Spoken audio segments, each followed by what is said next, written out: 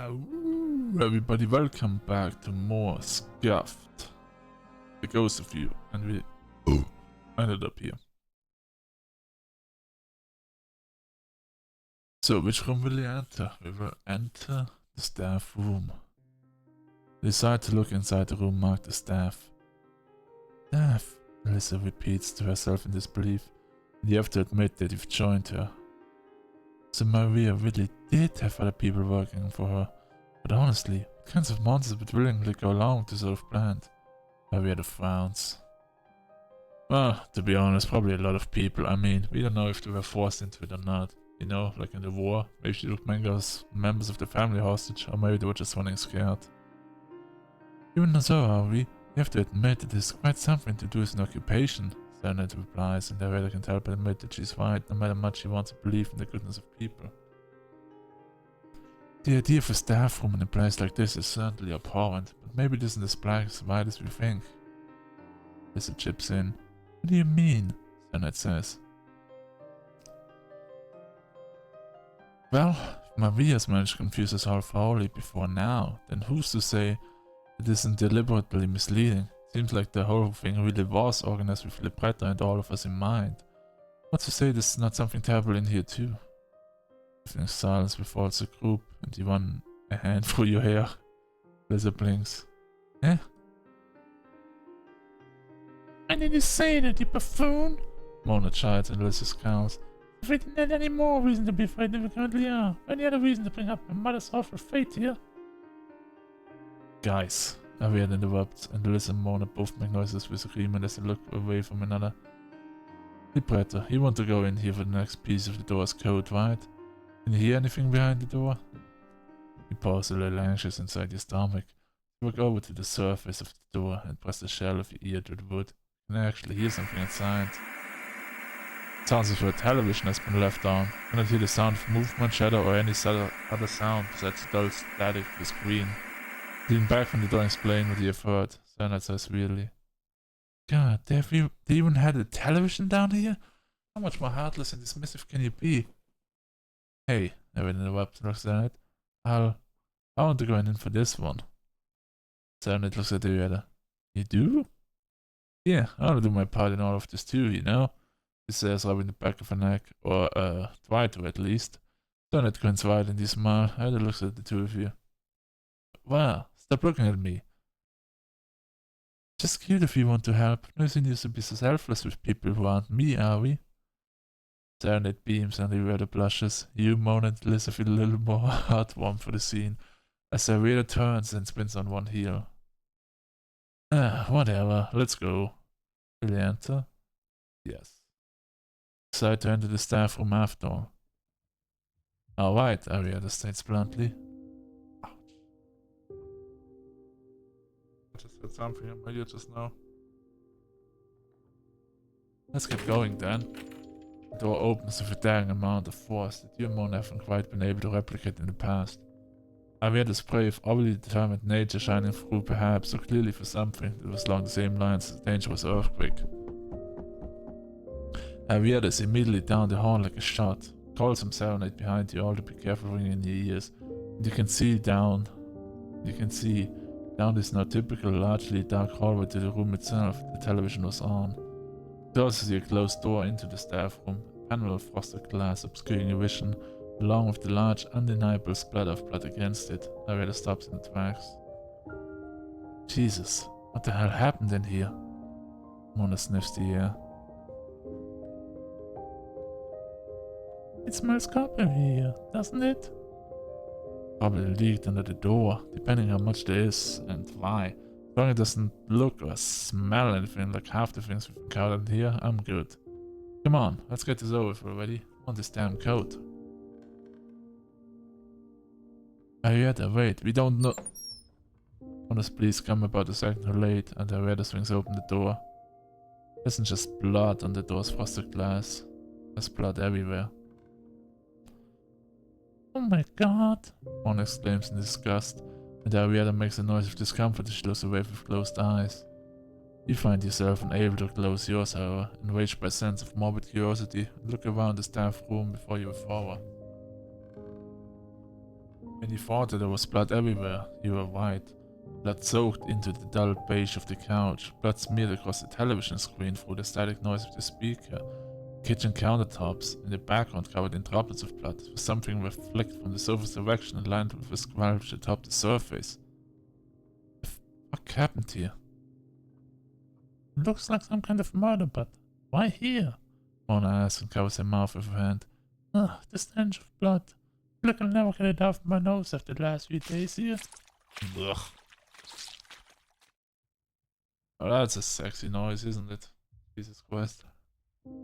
Ada makes another noise of discomfort, and she's the first to set foot in the room. Her boots make an unpleasantly vivid splash, which we heard, in the liquid beneath her, and she looks around stiffly in her surroundings. The light of this room was as dim as the colors of the couch, flickering on and off occasionally, just to add to the grating of your nerves. Mona hangs onto your good arm protectively, looking around the room herself without stepping in quite as far as Arietta. She's looking around the kitchen, opening the cupboards and making noises of approval as she found some selective pieces of food. Found some noodles. Don't know how old they are, but at least we got some food.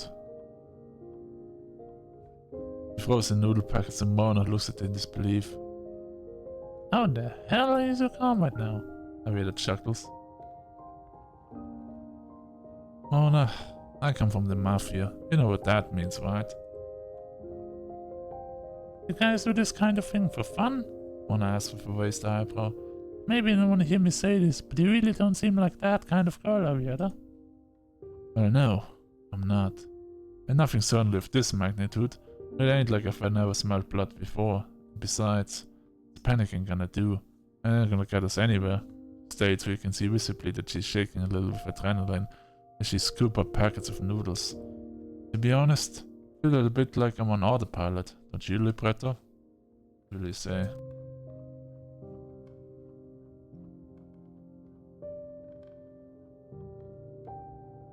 No. I'm sorry, but you're wrong. No, don't keep myself around in reality. Arietta frowns and Mona smiles smartly. See? He says proudly and kisses you on the cheek. But it does have the right idea. I do understand why you're an autopilot, Arietta. I really do. Sometimes you have to face reality, even if you don't really want to. This is real. This is happening. Somebody was killed in this room. I can see that. Hell, I can fucking smell it. That doesn't mean we have to waste the resources in here too, alright? Mona looks around the room a bit clear of the discussion with Arietta and folds her arms. The code. Why could it be in this place? She mumbles to herself, and you have to admit that you're right there with her in the confusion. You look around the room at the blood splattered or soaked furniture. Nothing is immediately standing out to you. As you step around the room, a trail of bloody footprints following after you, you look high and low, looking at the cupboards, the discarded old magazines that you recognize from the outside world in a pile in the corner. Old playing cards ripped and thrown around, floating in the mess beneath. Whoever it was inside this room was incredibly bored. You wonder, the victim of this was just a product of entertainment. Which area of the room will you look in for more clues? The middle area. You decide to look at the most prominent area of the room, the middle. You discuss at this side of everything when you look at it even closer than before. You really were not wrong when you thought that the circle looked absolutely drenched in blood. It was soaking it to the point it bubbled out of the material of its cushions, and you felt the bile rise into your throat for the 10th time alone in this place already. The coffee table before it was covered in splatter, and the television itself, perhaps the most noticeable thing in this room, was covered in sporadic flicks of blood as though somebody had flicked a paintbrush at the surface. You looked at the sofa a little closer. Nothing. Peeling away the sticky heavy cushions of blood from the surface only affords you the sight of a dismembered body, and for that, you scream, flinging the cushions back atop the unfortunate victim. Mona and Arietta rush over immediately upon hearing the alerting noise before they see exactly what he meant. Arietta's eyes flicker shut while Mona looks away altogether. Figures they would stash it somewhere like that. I will play somebody.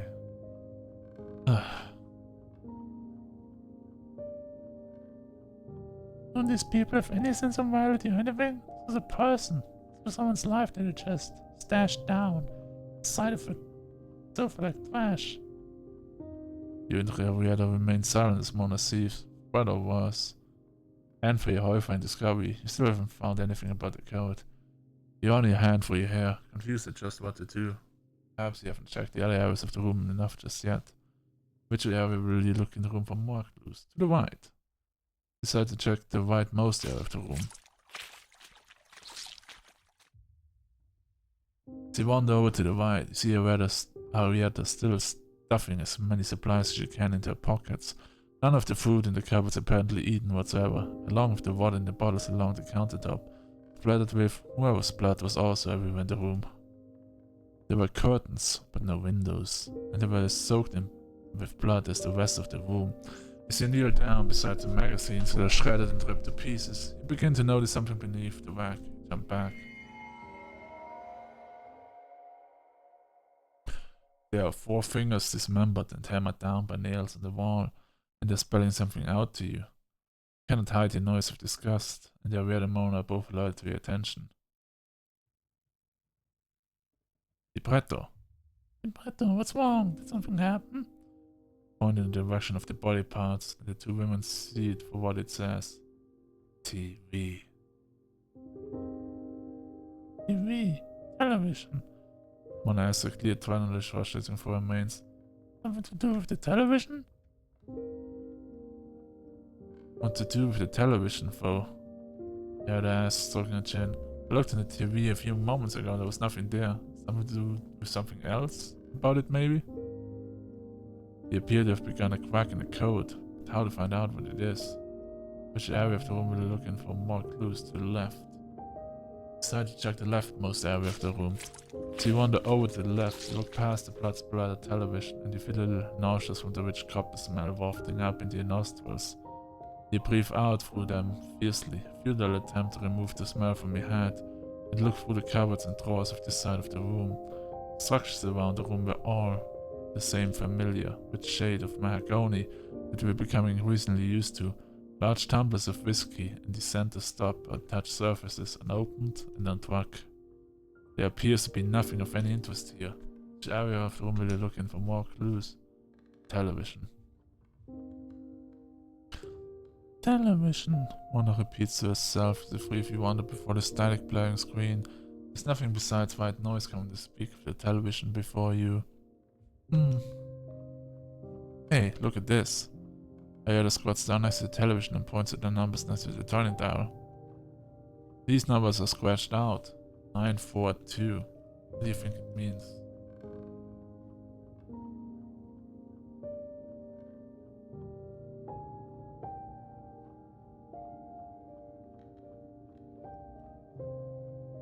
Well, how to subtract them wouldn't make the most sense, but those channels were tired, but tune into TV to channels 9, 4, and 2.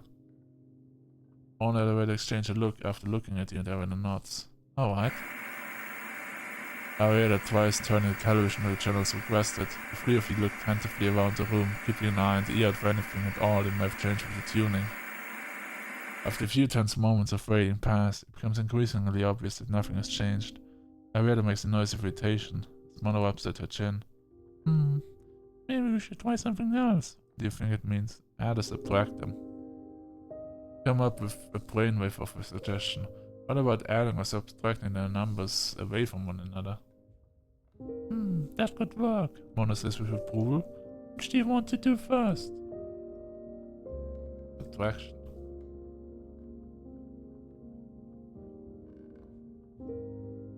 Alright, Mona begins.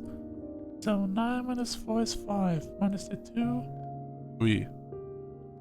Here Mona looks at the rather clueless at the ends in a definite fashion. She looks at you. The number for the pad is 3, Henrietta says and grabs the last pocket full of noodle packets as she walks out the door. Let's get out of here. I don't want to argue with getting out of an already sticky, unwelcome situation. You and Mona follow suit behind her, satisfied with 3 being the answer you were going to go with. You re-emerge outside of somewhat confusing so-called staff room, bloody footprints trailing out behind you as the way around the carpet inside. She explains as she places her bag down on the floor with noodle packets. She hands to you all about what happened inside, what you found. Alyssa and Savanite exchange horrified glances, but they all are glad to be one step closer to finding out what is going on inside Maria's head, and to be one step closer to the end. After refueling with packets of dry noodles and bottles of water, it's time to explore another room. Which room? Will you enter the holding tanks? The last room, except for the laboratory that might be hidden. Decide to check out the area labeled holding tanks. First thing you notice about the door before you is that the font used in large green letters. The labeling looks about as formal as you would imagine it to be in a symphony hall. The doors seemed as though they were more reinforced than the other doors, the oak seemingly braced with metal around the edges, and each and every side of the door is covered in what looks like a strong plastic mesh. Lisa folds her arms as you all stand before the entrance and looks at you with a confused glance. This place here really is stranger and stranger by the moment, isn't it? What do you mean? Well, look at this door, the reinforcements, the mesh. One takes a step forward and they look at her as she raises an eyebrow. She's trying to stop something getting out. Wait, whoever said that, okay? Looks like it to me, Lisa nods, which begs the question, what? Arietta rubs her chin and you all exchange a right look.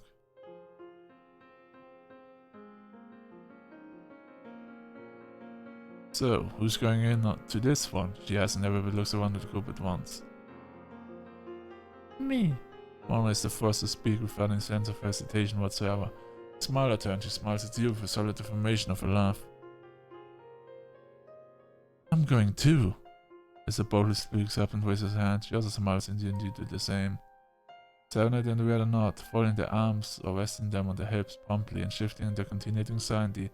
After all, who knew what might happen while you were inside another room to them in the outside hallway?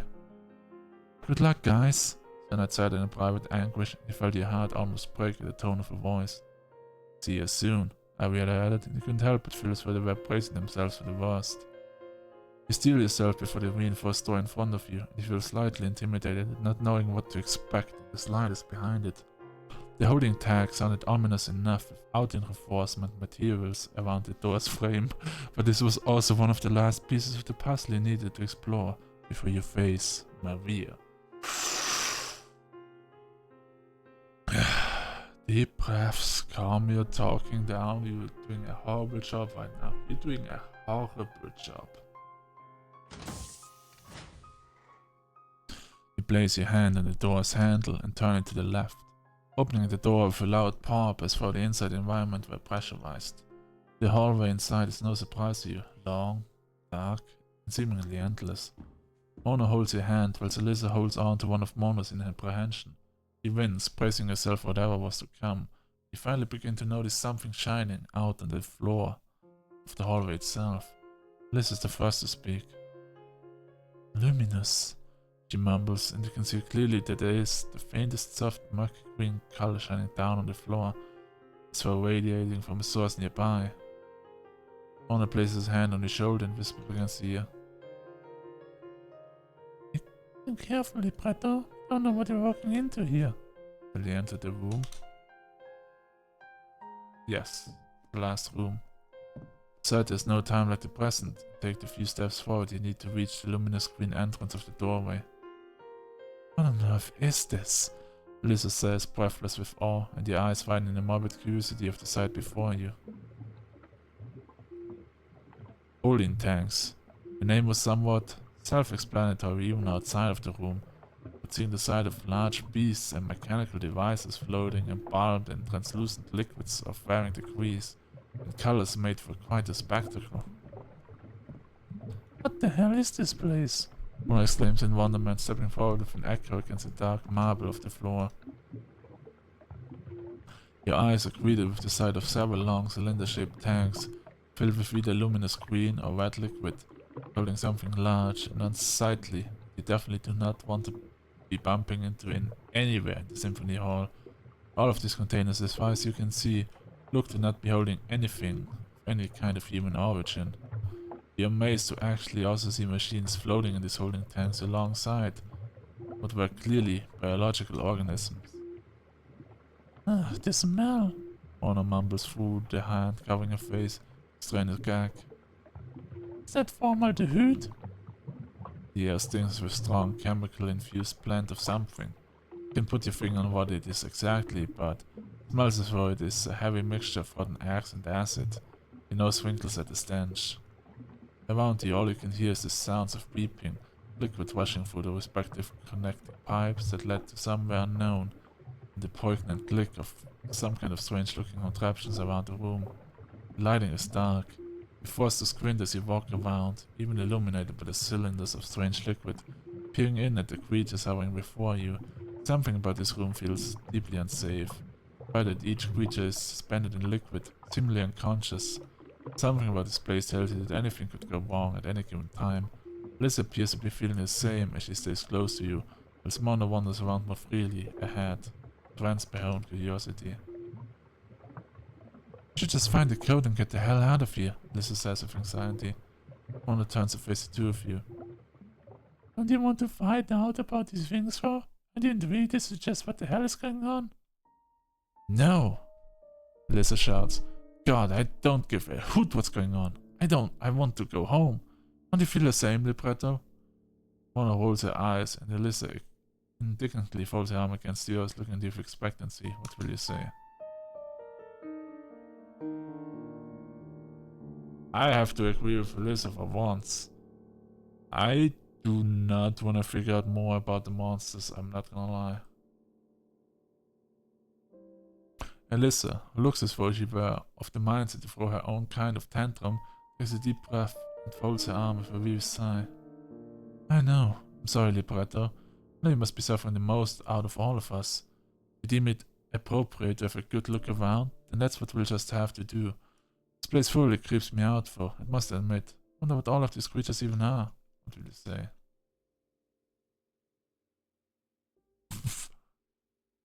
I'm sorry, but that answer is just too funny. Obviously, there can't be anything good that was in, but the second maybe will pop out by the arm. This is too funny. Mona smiles at a morbid sense of humor as Alyssa playfully slaps you over the shoulder.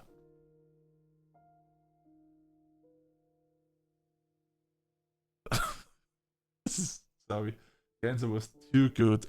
Nobody could resist. Come on, if you can resist this, what the fuck is wrong with you? It's hilarious. Honestly, she says with a nervous laugh, how can you even make a joke like that in this kind of situation?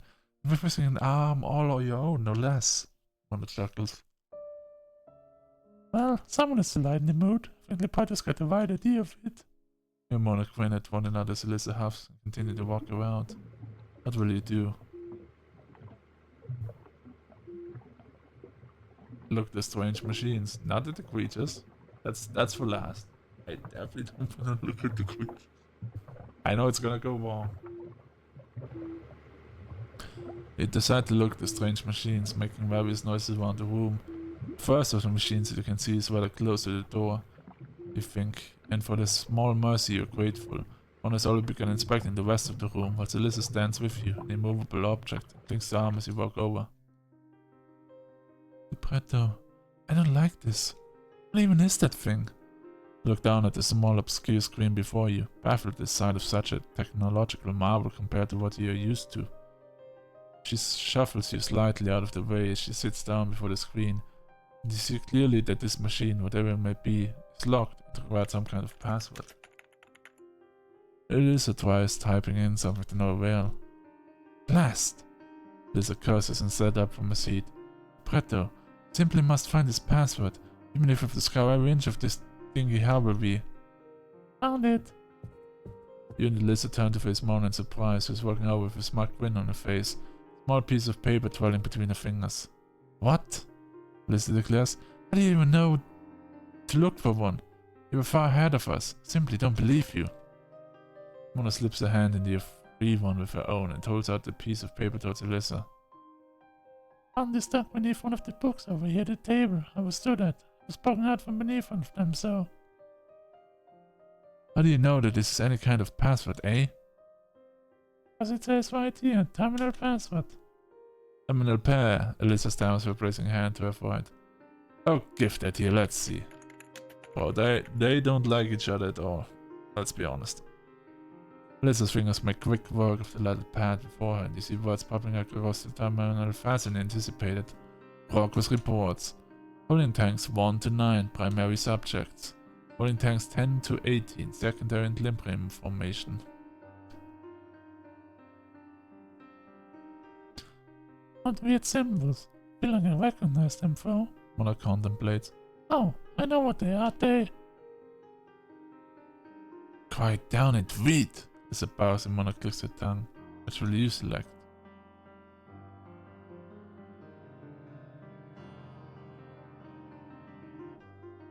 Holding tanks 1 to 9. Lisa selects the tab on the grid with a large message. What the? No authorized access. Returning you to the select menu. Please wait. Saying dumbfounded back the selection, Lisa scoffs. Well, I never. How rude. Which will you select? Well, let's try the holding tanks. Yeah. Alright, progress report. Let's see if this works. Mona mumbles, leaning over Lisa's shoulder to select it. Hey! Suddenly, a pleasant beeping sound reaches his ears. Employee name. Jane Hathaway. Updates and reports. Date redacted. Alright. Scratching my eye a little bit. Well, this is day 1 of the holding tanks. What a weird place. I was asked to use this terminal, and I'll be damned if I didn't feel like a kid in a candy shop seeing this. Brand new technology? It's amazing. Not sure I have to write these kind of reports, so figured I might as well use this as a makeshift diary. Not like the boss is ever gonna check this kind of things anyway. God knows she hasn't checked in on these poor abominations, she got bored of them. Not working. And really, what the hell does it even mean? Still don't really know what any of this is even about, but she's paying us all so damn handsomely. Who am I to complain? We get away with playing cards, drinking and smoking on duty. It's great, besides the somewhat depressing atmosphere of the place. It's not for the faint-hearted.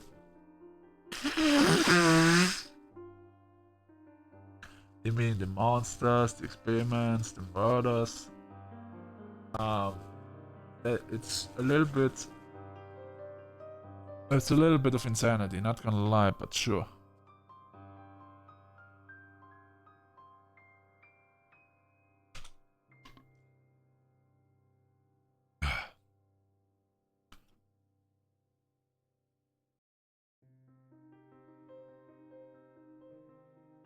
Not tons to write here considering it's the first day, which surprised even me. Met my workmates today.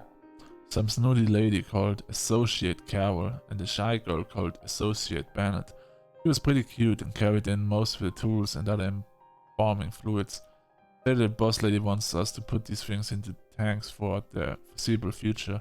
Don't know why, but I didn't care to ask. It was a hard task getting them in their containers, but not impossible. Printing off the labels for each one now. Carol couldn't manage to lift them, so Bennett and I managed to do it in the end. With a bit of a struggle, mind you. Tranquilizing the beasties was easy when they were in their cages, out back. But the robots were the harder part. We didn't manage to get them all, as the boss said she was working on them even now. Didn't want all of them to be put into tanks full of fluids, said they would rust over. We tried in a different room with a test spot being injected with the stuff, and apparently the thing exploded. Weirdest thing? Even when we drained them of the power, they were still sentient as hell. Apparently they can self-regenerate. They got these creepy mouths that just look like speakers. Loads of these little dots. Even their eyes look kind of hypnotic. So weird to see. Impressive though, I'll give her that. Oh. And we were told not to pull the levers on the sides of the machines. Looked like they got some kind of association with the symbols that I'm gonna have to print off for each tank and stick on. Probably life support or something. You won't catch me fiddling with them. Putting a note here for it so I don't forget. There's a key that's supposed to go along with them. Do some science nonsense. Don't really understand, so I think the boss will send through this week. Anyway, guess I'll sign off for now. Date redacted. Forgot entirely about this thing which made me laugh my ass off today when Associate Carol told me the boss was coming around to check on these poor creatures. Maybe even the terminals. My ass. She didn't, as I thought. And she wasn't gonna. Could write down all the lyrics to Sinatra songs in here and she just counted as a report of some kind. I don't think she cares about much, the boss lady. Super one-track minded, and what track that mind is on is anybody's guess. As for me, I printed off the labels today with the weird symbols and stuck them on the tanks like I was told. As for reports on the specimens, well, nothing really that big to report. One of the biological beasties woke up and we had to tranquilize it again before it swallowed too much formaldehyde. Poor thing. Still, I won't feel too sorry for something that was born and bred into being a killing machine. Ugly as sin. Its awful bristles of hair and its snarling face. Ugh. I don't even wanna know how boss made these things. Or why. They'd redacted. Thought I'd better write this down. A horrible accident happened today. Carol lost a goddamn leg. Literally ripped off her body. Ugh. Sound is still ringing in my ears. Splash of that creature coming out of its tank. You ever heard flash whipping? Sound of a purely pain scream? God, I wish I could get a memory rub or something. Beginning to wonder if this job is worth it anymore. No matter how handsome the pay is, it was awful. Never seen anything like it. Carol was telling me off a lot before about me wandering off on my post all the time. Guess she never has to do that to me anymore. I had to tranquilize another of the beasts because it kept goddamn waking up. Carol tried to do it and look what happened. She stopped almost all of her tranquilizers on these damn things. I went to tell the boss lady that we need them to be under constant tranquilization or something horrendous is gonna happen, and look what happened. There was blood everywhere. It seemed to actually rouse the creepy speaker robots. So I saw one of their eyes flashing blue today. Carol got taken to the hospital ward just across the way. We're gonna pop in and see before tuning in for the night. Date redacted. Carol died of blood loss. Can't believe it. I'm going to tell the boss lady that I quit. Date redacted. I'm putting this here in case anybody finds it. Don't open these tanks. Employment of associate Jane Hathaway terminated at 0014 hours and date redacted. You moan in the list as sit back in a slightly stunned silence.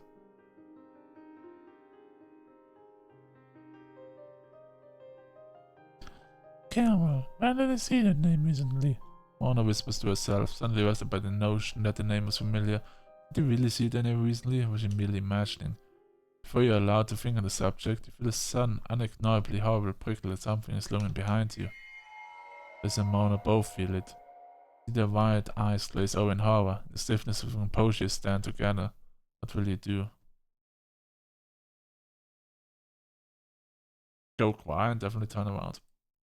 Turn around very slowly and close your eyes with horrible anticipation of something awful behind you. Libretto! Mona trembles in fear and you swallow hard as you turn. Just flicker open your eyes, you cannot see anything behind you. Feel the weight of your chest of anticipation lift, but only for a second. You notice something off in the distance. The blue eyes of the robot are glaring at you from inside the red liquid. It raises a hand inside its glass container, scraping its robotic metal fingers down the surface with a horrific noise. You wince in pain as you hear the scraping, like nails against a chalkboard. Feel the vibrations grazing against the surface of your teeth. Shake your head furiously, looking away from the machine before you, and as you remain still, the noise stops. Feel as though the glaring presence is gone with its eyes now closed. But for how long? And worse yet, what were they going to do to you if they ever got out? The sensation of anxiety in the apprehension fades. The darkness of this dingy, dimly illuminated room you breathe out. Mona and Alyssa had also been apparently holding their breath joins them in a relief tree of noise.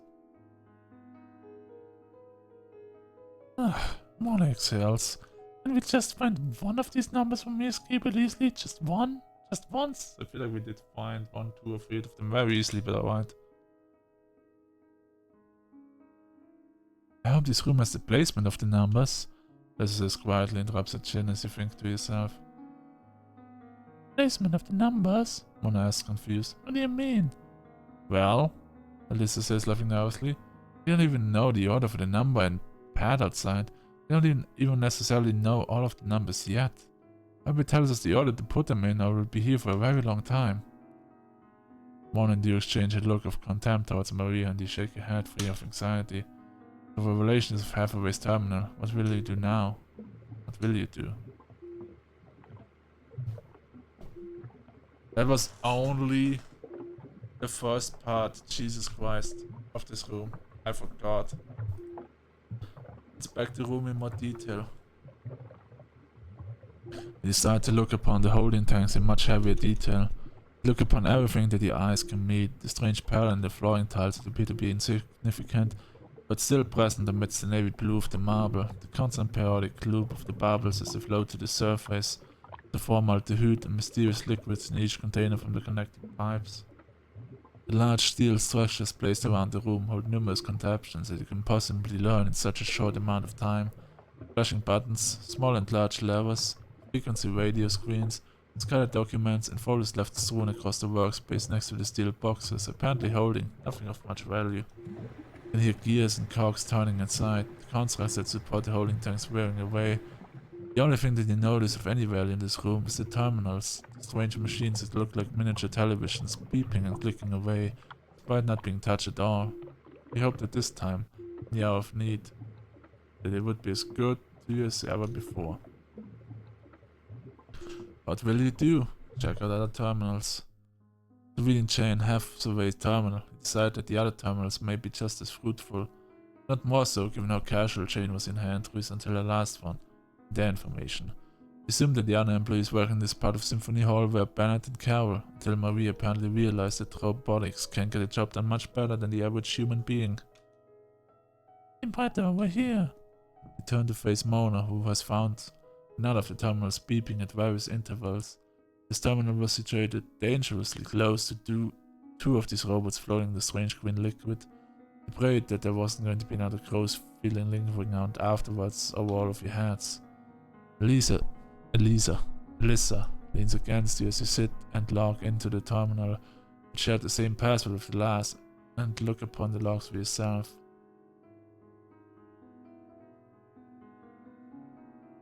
Employee name Carol Matcham, Progress logs. Entry number 1, date redacted, reporting. Hello. Associate Carol Matcham reporting on the status of the subject housed in cylinders labeled with the appropriate symbols as requested. Assistant Jane Hathaway and myself attended to the tranquilizing, whilst Hathaway and Associate Sophia Bennett attended to the placement of the subjects inside the formaldehyde. I was not physically strong enough to lift the experiments in question, so I was very grateful for the help. However, I appear to be the only one making coherent report notes while those two play solitaire for the 3rd time today. They're lucky my glasses did not fall into the tanks as I expected. Pressurized chambers appear to work in correct order. Dyes and active cell conditioners have been deployed. We have an adequate amount of stocks where the tranquilizers are concerned in case of any mishaps. For the time being, a tight ship is being run. For following procedure and updating each tank with a formal dosage of tranquilizer insertion to keep each subject to date as necessary. No further stock replenishment is required. Pretty sure we had a different info about that, but okay. I'm noting down my acknowledgement of levers not to be pulled. I understand fully that they are for the technicians to understand, and any wrongdoing in pulling them is my own responsibility. Shall enter my report here, signing off to go and get Bennett and Hathaway to stop messing around with our playing cards. Entry number 2, date redacted, reporting. Assistant Carol Matcham reporting. A narrow brush with subject 004 today. I woke up after Bennett accidentally, and let me reiterate, accidentally knocked the lever on the pressurizing machines to wake it up. The strangest part, however, was that the lever she knocked was for a 009's container, and it remained perfectly undisturbed. Some kind of security mechanism been put into place? Shall inquire at any further meetings we may have with the woman in charge, if we have any. It's been a little while now since our first employment date. Despite the excellent pay rate, we've had little to no contact with the boss here. Well, no matter. Scientists and nurses, we can make use of our skills for such good rates of pay. Do not want to ask any questions about the subjects being tested on here when we are being treated rather excellently. That said, we are in dire need of some more tranquilizers. Please, if this report reaches your desk, Miss Agostini, please send us some through. If I do not hear from you by tomorrow, I'm afraid I shall have come to your door. Employee terminated. Cause of death? Blood loss due to prolonged breathing after a Solper experiment. Redacted. See experiment security paper for more details. Solemn silence before the group. Mona is the first to speak.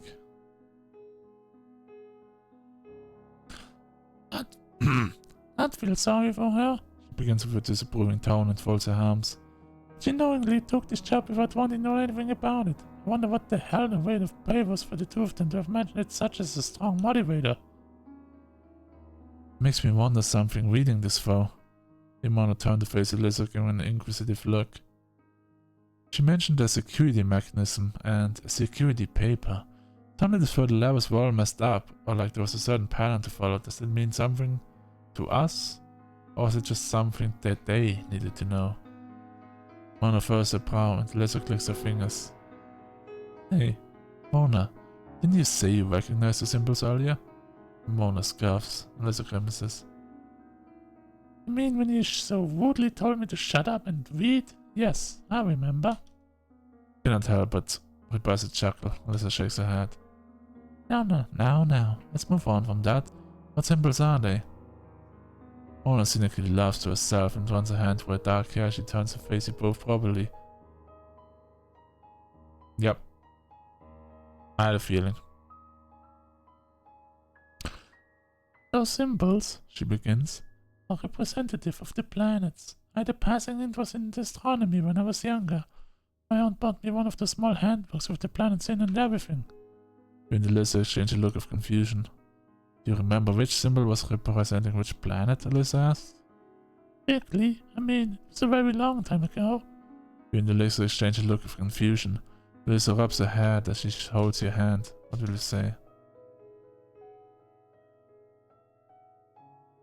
Planets? I wonder why she chose that. Mona sighs wearily. I suppose we shouldn't really be surprised. She's always been cryptic to a fault. Why not punch out towards the outer realms of the solar system?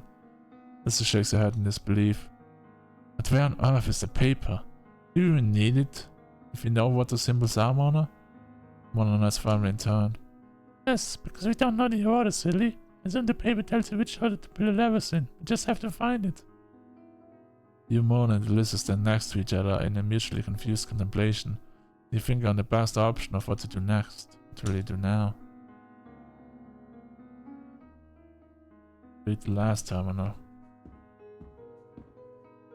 You make your way over to the farthest corner of the dimly lit room and notice the last terminal is a door that looks sturdily locked.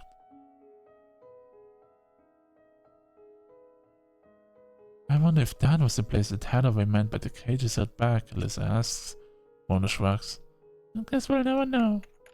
She sits herself down before the last terminal and types in the password that has worked so far for the last two. It works for the very last screen, and once again, for the last time, the employee notes come up. Oh. Employee name, Sophia Bennett. Updates and reports. Date redacted, report 1. Associate, Sophia Bennett here. I'm writing this report to go over the events of the last few days. The first thing I'm noting immediately in case some other soul finds this is to read this thoroughly. Please don't underestimate this place, for if you're here, I'm not sure why you would. That is true, we should not underestimate this place. And still I feel like this is meant for people like us. I've seen associates Carol and Shane writing their reports pretty sporadically, but I'm the only one who didn't bother to write anything down. I had no idea what kinds of things this job would entail, and I told the woman that I had no experience. She told me that didn't matter. I thought that Shane and Carol's reports would be pretty clear and correlating, so I even include mine. Now things have changed, and I'm the only one left. I went into the back room. If you're reading this, then it's probably too late for me. I'm sorry, Mom. I tried my best. I'm really sorry. I'm sorry that the bakery didn't work out. I'm even sorry I applied for this stupid job. Please tell Camilla that I hope she grows up well. I don't think I'm going to be coming home. All of the monsters escaped from the tanks. All of them. Let's be honest. They are monsters. Without question. Bloodthirsty killers is what they are. They've engineered killing machines. Found out that out the hard way. Now Jane is in pieces in the other room. Carol died yesterday of blood loss. Been barricaded here in the back with this terminal for the last 4 hours. Still won't be able to hold on much longer. And neither will I. If you're reading this, do not ever, even for a second, let any of them out of the cages. I know it seems like an obvious statement just from looking at them, but don't waver on that. No matter if you pity them. The robots will try it with you and you'll feel sorry for them, maybe even be hypnotized. I don't know how to explain it. I don't know how they were still sentient. I don't know why I pulled the lever. I pulled the lever even though she told us there was a security mechanism in place. How the hell was I supposed to know what it meant? All she said was, this cosmic order, and that security paper was the solution. Security papers? Cosmic order? What the hell does any of that mean? I didn't question it at that time, but I wish I had. In the room I couldn't find any security key, security paper, whatever you want to call it, anywhere. I wonder if it was on top of a tank or something ridiculous like that. I don't know what Justini has been building in this place, but I wish I'd never been tempted by the money. No amount of cash is worth a life. It just isn't. Especially not with such a gruesome way to die as this. I'm scared of how much it's going to hurt. I hope it will be quick. It's all my fault. I'm so sorry. How could I fall for the robot's trick? Actually, I'm going to do myself the service of ending my life before they can do it for me. It's what I deserve. I'm sorry, Carol and Jane. I'm sorry, Mom. I ruined my own life. Now I'm going to end it too. I love you. Goodbye. As opposed to the somber silence that befell your group after reading Carol's entry, all that remains lingering in the air for Sophia Bennett is sorrow. Jesus! Mona exclaims in a breath. That was heavy. I feel like I've seen the name Sophia around somewhere recently too. How strange. Listen nods quietly before looking at you expectantly. Something was very interesting about the report though, wasn't it, Libretto? What will you say? What?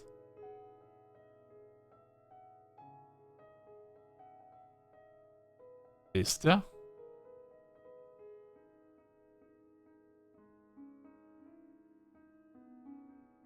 I mean, maybe not something. Cosmic order?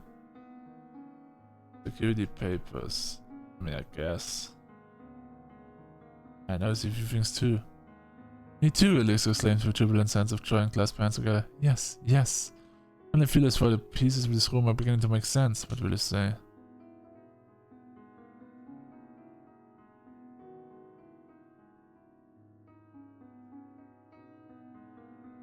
To mention the old vacation was the cosmic order on the paper. You raise the point that has been on your mind the very most the reading of the terminal, and both Alyssa and Mona know instantly what you're going to say. The cosmic order? What does that mean? An order, Mona repeats, rubbing her chin. Honestly, the only thing I can think of to suggest is either the basic order of the planets, Mercury, Venus, Earth, etc. Finding the security paper ourselves. I think it's a risky endeavor to enter the code that it's most basic knowing Maria. The closer the end at that, the fall here would be horrendous. Alyssa shivers. You're right, well, the last terminal was correct in the suspicions of where the security key might be, she says with an air of confusion. Let's get looking on top of this tank then, I suppose.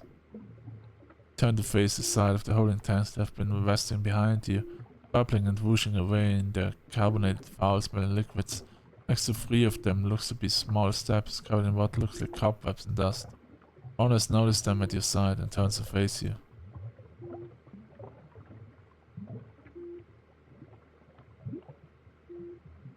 So never cleaning them up before the incidents, I guess. Maybe some pipes needed tuning or something. One of them got out and couldn't be tranquilized before a event occurred. There's a chips in with a cold fear about her voice. And you and Mona feel the blood when I see in turn. As you stand and observe the choices before you, glowing in the green and red hues, you take note of what's just inside each tank. The first one with a set of steps is a tank that holds a beast inside. The beast is very reminiscent of the awful monstrosities that chase you and Mona down the stairs. The second is one of the robots inside. Its eyes firmly closed, but its speaking mouthpiece is ominous as ever. The third and final one is another that houses a strange mixture of the two, one that looks like a failure, but you're not sure. Parts of its limbs are hanging off, hanging by gross tendons and stringy pieces of flesh, intermingled with what looks like gears and clockwork pieces ticking away inside its body. A strong sensation of revulsion was over your stomach. Will we check them, Libretto? Mona asked in the nod. Which first? Which will examine. Jesus. Oh, we're gonna unleash a lot of chaos. And now we're just looking at them. We're gonna unleash a lot of the hybrid failure. Decide to check the top of the hybrid failure's tank for the paper. Lisa says, really, a disgusted look creeping across her features. This creature is so pitiful, isn't it? Mona says in almost unison to Alyssa, and all of you nod together in agreement. They were both right. It was a pitiful state to behold. The gore and pain that this creature must have been in for who knew how long was in itself tragic, as well as the clear lack of care that had been taken to maintain it. Despite these creatures being scary in their nature, you also couldn't help but feel that there had definitely been a case of neglect of this one. Something had been done to it. Something that had not been worthwhile in Maria's eyes. And so it had been left to rot. Oh. You also notice the symbol next to this one is a strange P symbol with a lion dwelling at the bottom to the right. Unlike the beast in the robot, you feel no animosity reading from this tank. The creature inside doesn't strike you as unconscious, but inside is something that died a long time ago, preserved in this monstrous form it is resided in. Climb the steps in haste, quickly pressing your body to the glass with a shell that encases creation, feeling around at the top of the tank against the dust and bits cobwebs that fall on top of it.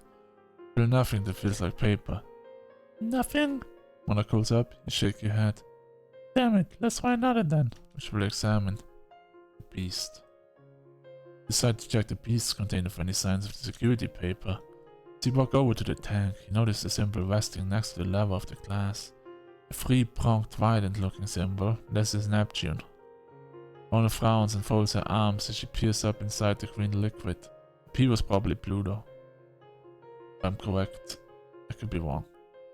I don't remember. I remember them from Yu-Gi-Oh! Forbidden Memories, but had been a while. Her fear intermingled with bravery and squints her eyes. Also remind me of John O. Jerk his YouTube videos later. Alright.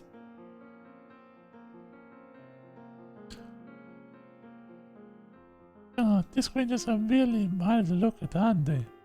She says in revulsion. I wonder if they have any emotions inside of them. But what you see truly is what you get. You decide to be the one to check for the sheet of paper displaying the key, despite Mona's and Lisa's protesting.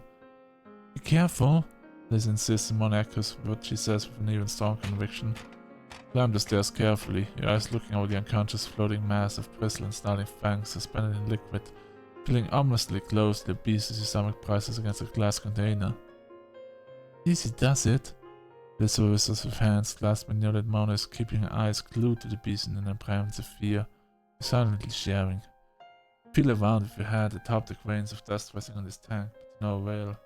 It appears that if the sheet of paper is atop a tank, this is not the right one. Despite your grasping around the surface, you feel no paper here. Quickly hurrying down the steps, lighting a satisfying sound back onto the floor. No paper or card, I suppose? Mona asks, trying to even out the mood from one of perpetual fear. Shake your head in response and she clicks her tongue. Damn, we'll have to try one of the other ones with steps next to it. Which will examine, well, the robot. Decide to check the robot's tank for any signs of security paper. You walk away from the other two tanks, walking towards the robot one is perhaps the most intimidating of all. Darkness around you suddenly feels darker, the air a little thicker. Everything feels almost heightened by the sense of ominousness the robot gives off, coupled with the red liquids its translucent humanoid body suspended in, as its eyes still firmly closed along with the speaker mouth to remain silent, feel stiff. You also notice the symbol next to the robot's lever is a circle housing 4 quarters. Libretto, are you really sure you don't want... Libretto, are you really sure you don't want me to check for the key? Alyssa asks, and one of the volunteers the very same. You don't have to do this, sweetheart, what will you say?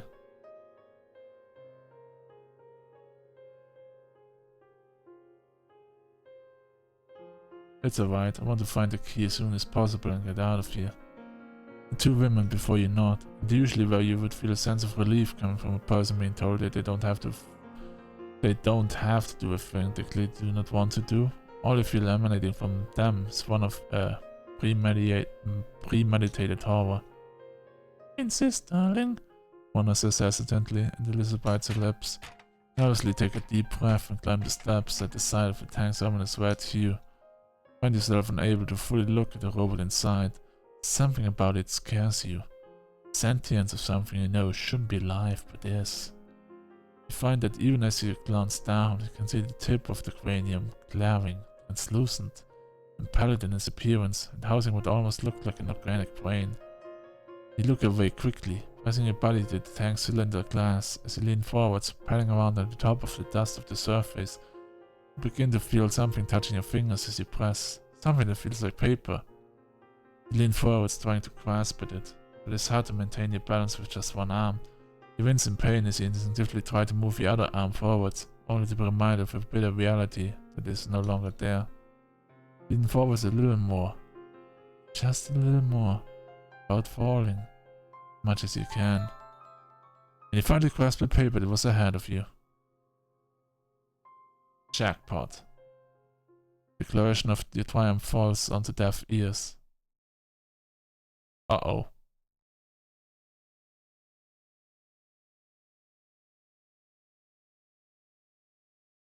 Mona? Mona? Elisa? Elisa? You turn to look at them in a little while. They're not responding. Really look. Yes. I really don't want to, but I have to. Your curiosity and anxiety takes hold, and your head whips around to the side of your two most valued people standing dumbfounded, staring at the robot before you with eyes like saucers and mouths agape.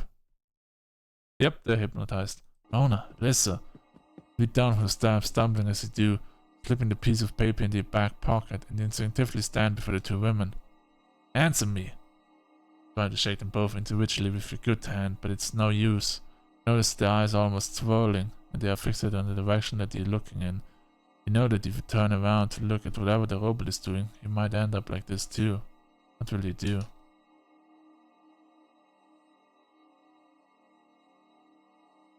Turn Elisa and Mona around from it and march them away. Thankful you are that this robot managed to get inside your loved one's head. You know that turning to face it is head on is a very bad idea. You place your hand first on Mona's shoulder again, turning it around gently, deliberately trying to block your view from the robot. She's motionless, stupefied by the sight before her, consciousness gone to another plane of existence in such an expression. The robot begins to raise its hands against the glass behind you. An awful, familiar screech reaching your ears once more. You grit your teeth as you still move Mona away, footsteps by footsteps, with eyes firmly closed. Eventually, Mona slumps down of her own volition against a large mechanical box, and as you rush back, careful not to make eye contact with the robot and grab Elisa, you do the very same before, steering her away, bearing the noise that the robot is emitting, and eventually, as she slumps down next to Mona, you sit down next to them. The robot's noise has stopped, and you know that you have narrowly avoided the terrible fate at the hands of something inside the glass. A few moments pass as you sit anxiously awaiting your lover and best friend to return to consciousness, kneeling anxiously at the sides of the cold ground. You retain a gasp at the sight of Mona, allowing her eyes to flicker open. You groan, shaking her head slowly with a quick of her neck, and the eyes begin to refocus on you before her. Libretto? What will you say? Are you okay, love? Mona takes a moment as her eyes readjust, and you place a hand on her cheek in concern, stroking the surface of her pale skin with your thumb. The emerald eyes that you have grown to love begin to come slowly into view, eyelids slowly then beginning to close before they ping open after, her head snapping from the lull to the side into a straight spine, and she leaps to her feet. Honestly, this sound reminds me a little bit of the Meadows, and generally Valheim, and I just get so big Valheim vibes right now. I've been getting them for several videos now, but come on. It's just, oh my god.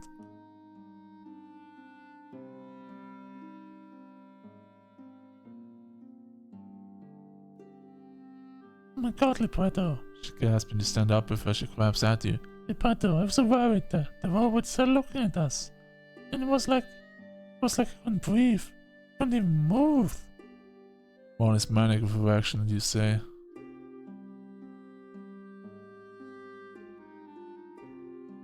worry, it's over now. Deep breaths. Warner breathes in slowly down her hysteria, loosening her grip around his shoulder and waist. She closes her eyes one more time before opening them again properly and not slowly. You're right. Repeats herself, but turning slightly, face Alyssa stirring. Let's help her up. Alyssa utters weirdly. What happened? Mona kneeled down to help Alyssa up onto her feet as she readjusts to the surroundings. In this monitor, she has the exact same reaction Mona did.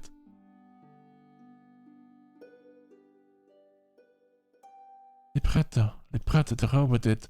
It really is hypnotic. Wait a second.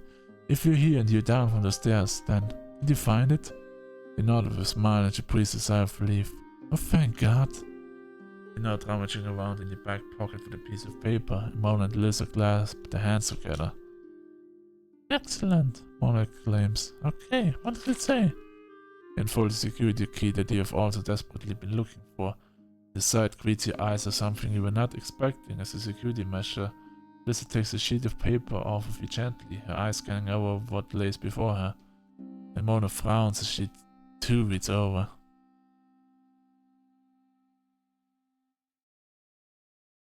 Questions?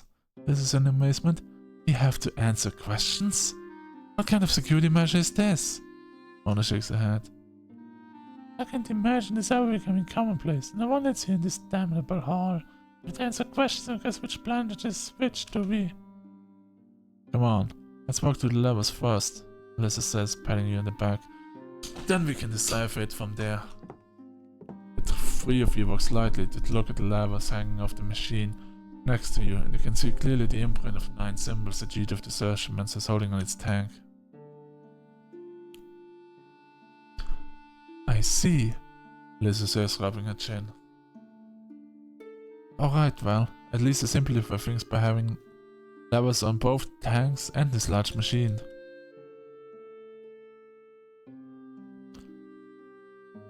This code number we're looking for had better pop up in a big lovely box after all this, Mona exclaims angrily, before you lay the 9 levers.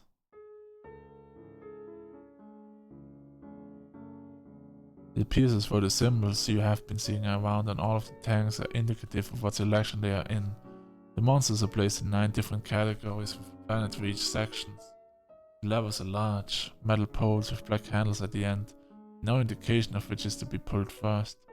You can clearly see that there's an order to pull them in. Symbols are all there before you, displayed one after the other above. Individual levers: Mercury, Venus, Mars, Saturn, Uranus, Neptune, Jupiter, Earth, and Pluto are all represented.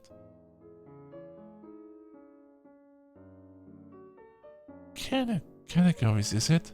Alyssa says. I wonder the security mechanism in place, then. Not I wish I named it after the planets, though. Mona folds her arms.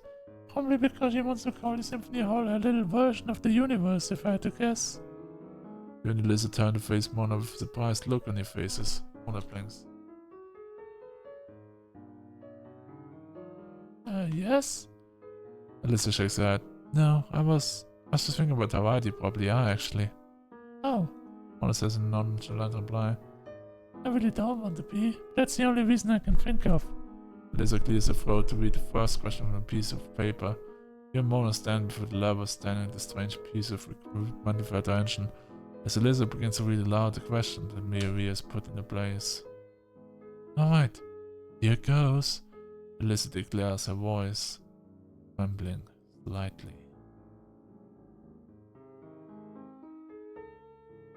Let's do this, Mona whispers to you encouragingly and you nod. Scriptor 1. Women are said to be from. Mona raises an eyebrow.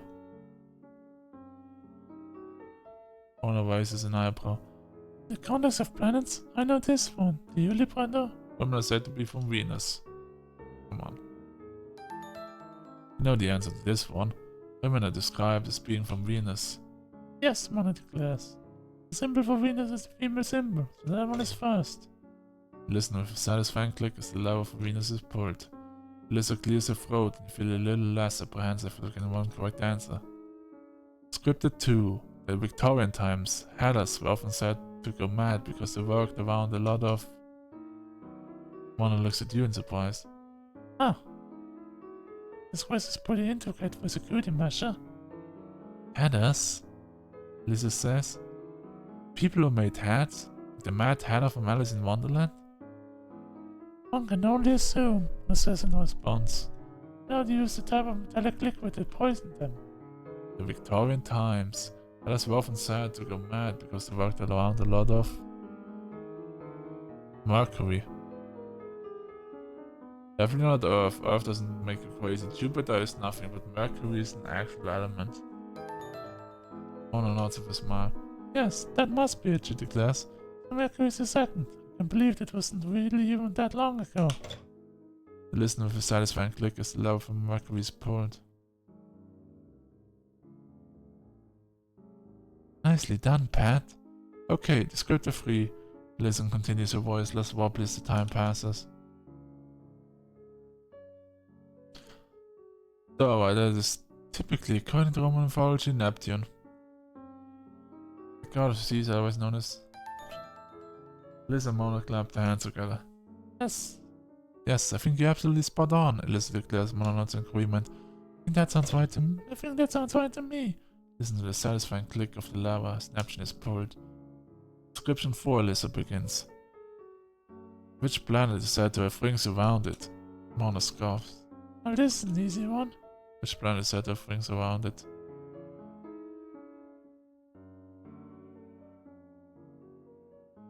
It's Saturn. I had to think a little bit. Between Uranus and Saturn. But I was just thinking about the shop Saturn that we had a while ago, and it had the rings around it, so it has to be this one. And this, I know it better because of the shop than because of freaking school, that's for sure. We never had anything about the universe in school. Nope. Mona and Elisa nod calmly. Yes. Yes, definitely. Completely agree. Listen to the satisfying noise of Saturn's lever being pulled. Script of 5, Elisa says. The god of war in ancient Roman mythology was known as Mars. As a Mona nod through, they nod unsurely. To be honest, listen on this. I'm actually not sure. I think it might be right, but I don't know. Shall we go ahead and pull the lever anyway? You and Mona exchange a look of confusion. I suppose, Mona replies. It's really the only choice we've got. You listen with an apprehensive click and share a sigh of collective relief as the lever from Mars is pulled without incident. Script of 6, Elisa says. Which is the only planet not named after the Roman deity in the solar system. Roman deities, huh? Mona says and pushes her long bangs from her as if you think, well, obviously it's Earth. Hello? Which is the only planet not named Roman in the solar system? Earth. Mona begins folding his arms. I never even considered that. Me neither, Lisa says unsurely. Are you surely, Peter? This is the one you choose? Yeah? I mean, Neptune would be more Greek, I feel like, but... I don't know, an god called Earth. We pulled already Neptune. And Pluto? Yeah, sure this is right.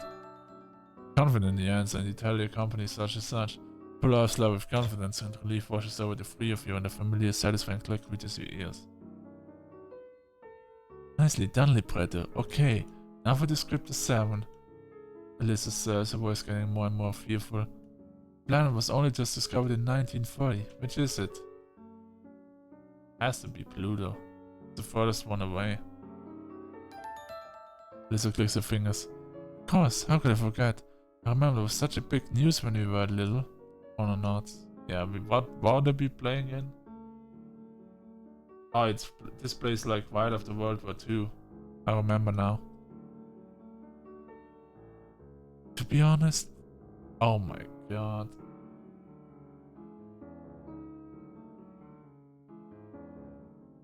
I just have to think now. Historically seen, okay, let me interrupt this video a little bit.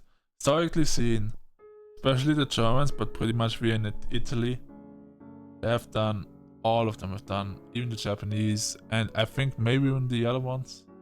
I've done some crazy experiments during World War II, like some crazy ones, some extreme ones.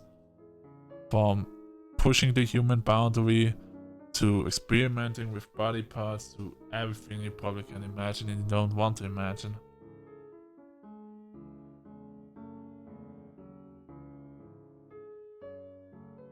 Yep.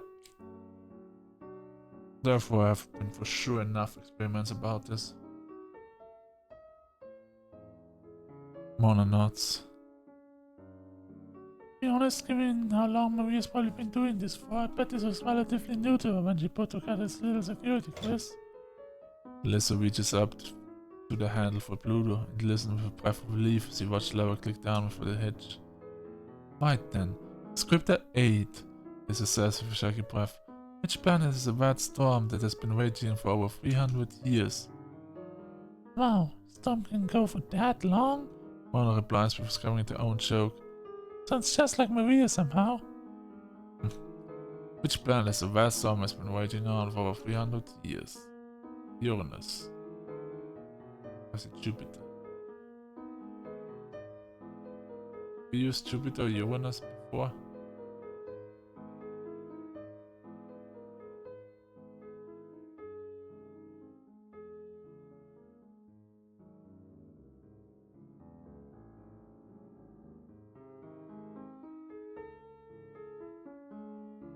No, I don't think so. I really don't know. No, it cannot. Not Uranus, is it? It's Jupiter, right? This one actually, I'm not sure. Jupiter. Okay, it was the right one. So. Mona and Lisa exchange a mutual look of acceptance and nod. I think that sounds right to me. It feels as I've read something about Galileo being the first to observe it, Mona says. Not what anything to do with that, Lisa says with a wry laugh, but I trust your judgment. Shall I pull this lever then? Listen, with a satisfying noise, the last lever that you have to guess is pulled. By process of elimination, the only lever left to pull is the one symbol for Uranus.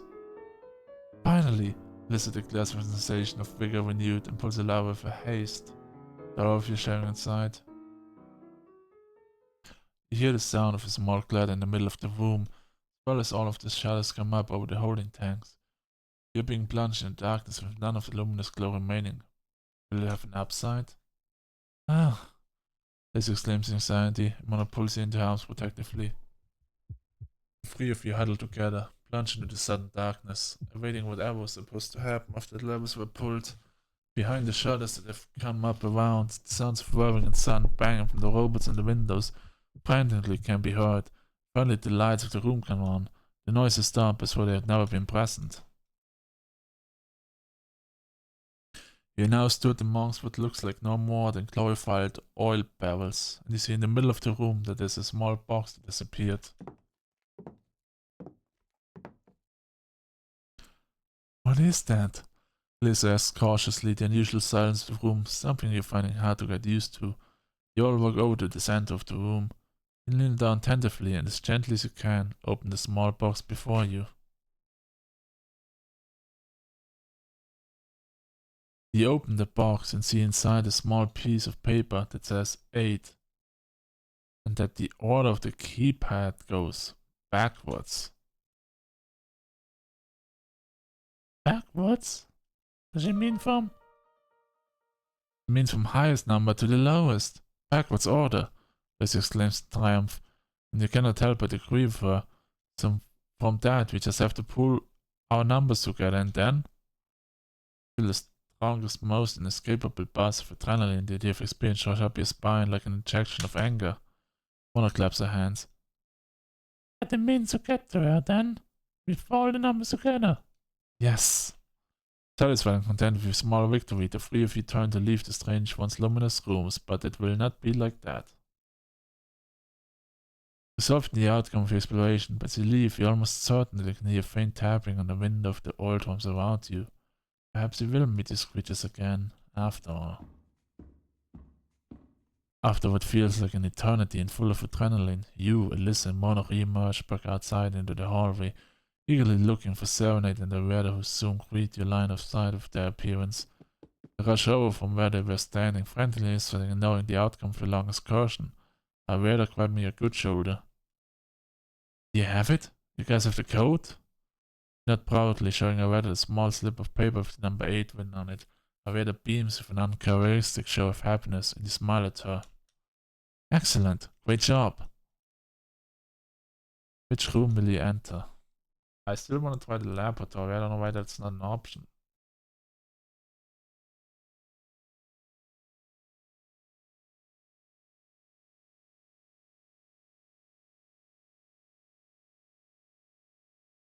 I guess in this one, I'm gonna try to have to do the keypad.